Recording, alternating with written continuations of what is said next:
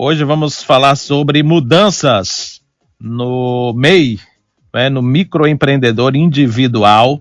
Nós já estamos aqui ao vivo em nossos estúdios com a especialista em direito tributário e financeiro, Giovana Aguiar, ela que é advogada e vai nos falar um pouco sobre essas mudanças que já estão começando a vigorar a partir desse ano de 2023 para quem é microempreendedor individual. Boa tarde, Giovana, seja muito bem-vinda aqui ao nosso Jornal do Meio-Dia da Rádio Princesa FM, no nosso quadro Hora do Empreendedorismo. Boa tarde, Jorge, boa tarde a todos.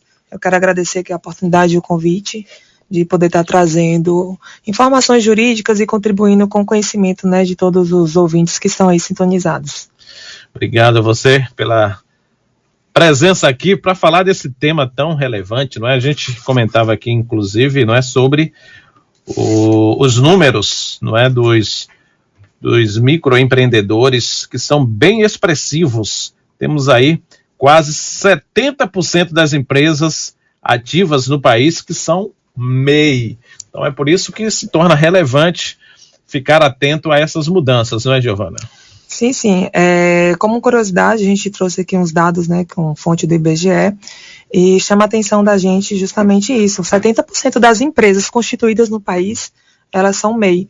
E algo que também torna bastante relevante, que eu até comentei agora há pouco, dessas 28 milhões de empresas que existem no Brasil, 2/3 delas estão na informalidade. Então é por isso que a gente traz essas medidas tributárias com forma de controle do governo e do Estado de fomentar, estruturar, regularizar todas esses trabalhadores individuais, que estão na informalidade, e trazer isso como uma política tributária. O governo criou essa figura do microempreendedor individual.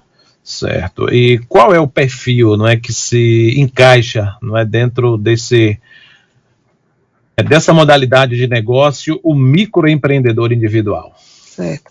O microempreendedor individual, ele é aquele trabalhador avulso, trabalhador individual, que exerce atividade remunerada e que, como forma de potencializar e expandir o seu negócio, criou-se essa figura do microempreendedor, que ele passa a ser pessoa física para pessoa jurídica, Ele tem a constituição do CNPJ, ele atrai diversos benefícios, agora, assim, num porte pequeno.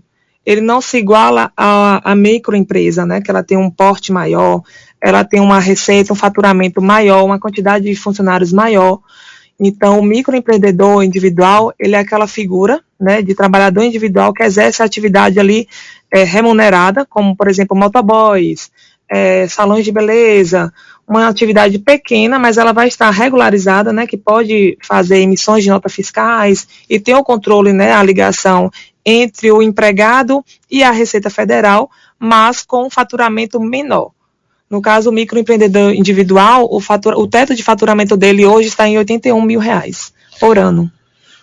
Ok, e vamos então falar um pouco sobre as mudanças. Quais são as principais mudanças que vamos ter para o microempreendedor individual a partir desse ano de 2023? Jorge, a legislação do microempreendedor individual, ela é de 2008. Ela é uma legislação que até hoje nunca foi atualizada e ela tramita, no Congresso, esse projeto de lei, que é o projeto de lei 108/2021. Ele já foi aprovado pelo Senado, já foi aprovado pela Comissão de Justiça e está a caminho do plenário, para votação e após sanção presidencial. Conforme essas mudanças aí da política, das cadeiras, a gente não sabe como fica, apesar de em dezembro já ter tido um pedido de requerimento de urgência para essa aprovação, mas assim, o que a gente espera é que nesse ano de 2023 já sofra essas alterações. Essas alterações previstas nesse projeto de lei, ela traz a alteração dos nomes, porque antigamente não, até hoje vigora a nomenclatura do microempreendedor individual, é o nome, do micro, mais o CPF. Só que como forma de garantir a segurança, por conta da lei de proteção de dados, vai passar a vigorar o nome mais o CNPJ. Essa é uma das alterações. A segunda alteração é o aumento do limite, de faturamento, conforme eu havia dito, que está em R$81 mil anual. Só que esse limite ele precisa ser atualizado anualmente para poder acompanhar esse acúmulo da própria inflação, né, que ocorre. Então, hoje, nesse projeto de lei, o limite de faturamento ele vai para R$144 mil, né, é um reajuste necessário e urgente. Vai ampliar também o microempreendedor individual. Hoje, ele pode ter um funcionário seletista, né, que é regido pela lei CLT, ele vai ampliar para até 2 empregados. A terceira inovação é o reajuste da contribuição social, né, que vai ter atualização, porque ela é corrigida hoje, ela já é corrigida conforme o salário mínimo. Então, o salário mínimo ano passado, ele estava em 1.212, esse ano foi para 1.320. Então, os 5% que incide sobre o salário mínimo já vai ter o reajuste esse ano, independente da votação desse projeto de lei. E também tem a criação de aplicativos, porque esse aplicativo, conforme a inovação tecnológica, ele permite a emissão de notas fiscais como facilidade, né, para o próprio microempreendedor individual, sem precisar de um intermédio de uma contabilidade. Então, ele pode acessar o aplicativo e ali ele emitir a nota fiscal dele para a pessoa que está tomando o serviço dele ou comprando a mercadoria que ele vende, né, que ele fornece. Giovana, como é que você avalia, como especialista da área, essas mudanças que estão começando a vigorar? Bom, essas mudanças eu vejo elas como necessárias e urgentes.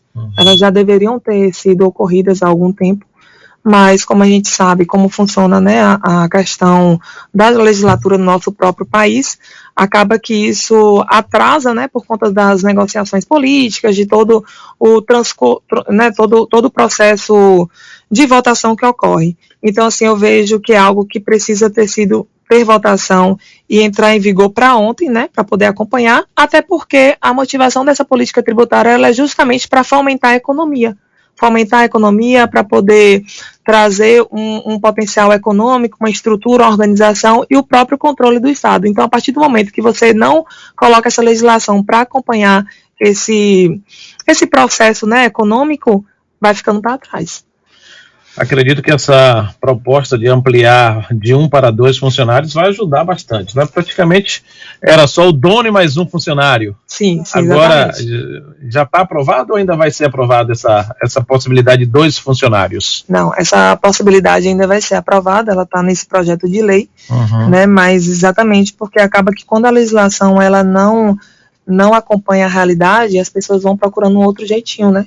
Então, às vezes, a pessoa está ali, o microempreendedor individual está ali com potencial de expansão, de crescimento, né, de contratação. A própria lei, ela não permite, então ele vai para a informalidade, para a irregularidade, ou então tem que procurar mudar o regime da empresa dele. Vamos agora falar um pouco, então, sobre essa mudança de regime, não é? Quando a empresa, não é, o microempreendedor, ele consegue crescer nos negócios e precisa fazer essa mudança de regime. Quais são as principais alterações? O que é que vai impactar, não é, nessa mudança, Giovana? Exatamente. Para o microempreendedor individual, ele está inserido nesse contexto, ele tem que seguir alguns requisitos. Um dos principais requisitos que ele precisa estar aderido é não exceder o faturamento anual. Né, de R$81 mil. A partir do momento que ele excede esse teto, ele já vai estar excluído dessa categoria. Então, quando ele exclui por naturalidade, né, desse formato aí do teto que está instituído, ele passa a ser microempreendedor, né, uma microempresa. E essa microempresa, ela tem mais robustez. Ela pode ter uma maior quantidade de funcionários, ela tem o maior aumento de teto, que, salvo engano, são 360 mil anual, mas, querendo ou não, também incide uma maior carga tributária, né? Então, por isso que exige que se faça o plano de negócio, né, com um especialista tributário na área, para ele poder identificar qual a realidade do seu negócio e o que melhor se adequa para aquele empresário. Eu fiz aqui uma conta rápida, R$81 mil dividido por 12, hoje R$6.750 é a média mensal, não é? Exatamente. Que é permitido de faturamento, não é, para o MEI. Indo para R$144 mil, a gente vai ter aí uma média de R$12 mil. Praticamente vai dobrar o faturamento. Praticamente dobrar, né? Porque, querendo ou não, você vai estar fomentando o crescimento, essa expansão econômica do próprio empresário. né? Então é necessário, até porque durante todos esses anos de 2008 para cá, quanto não já teve aí de acúmulo de inflação, né? O próprio reajuste do salário mínimo já prevê isso e não houve aumento desse teto de faturamento. Giovana, é possível uma pessoa ter duas empresas MEI? Não. Quando a pessoa está inserida no MEI, ela não pode participar de nenhuma outra empresa, né? Nenhum outro CNPJ. Se ele estiver participando, também é considerado um outro requisito para ele poder ser excluído desse regime de empresa. Ok, muito obrigado, Giovana Aguiar, que é advogada especialista em direito tributário e financeiro, nesse nosso bate-papo de hoje no nosso quadro Hora do Empreendedorismo. Eu que agradeço o convite e estou à disposição de todos vocês. Quais são as redes sociais aí para os nossos ouvintes te encontrarem? Meu Instagram é Giovana Aguiar, e lá tem um link na bio de acesso ao site, ao WhatsApp do escritório e demais currículos, né, da profissional. Valeu, até breve aqui no nosso programa. Muito obrigada, Jorge, um abraço a todos vocês. Obrigado, tá aí o nosso Hora do Empreendedorismo, falando sobre mudanças, tá bom? Mudanças para você que é MEI, fique atento aí.